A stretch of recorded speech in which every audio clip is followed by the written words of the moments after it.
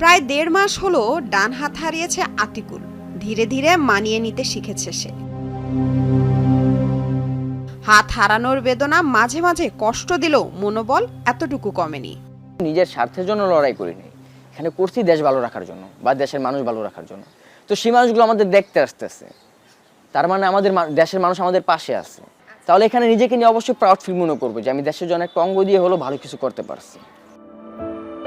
তরুণ আতিকের মুখে লেগে থাকে হাসি, আর মন খারাপ করতে চায় না সে। আকুল আবেদন, আন্দোলনে হতাহতদের আত্মত্যাগ যেন বৃথা না হয়।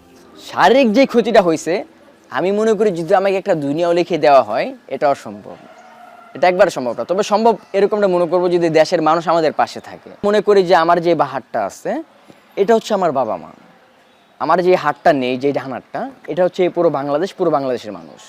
যে জিনিসগুলোর জন্য অঙ্গানী হয়েছি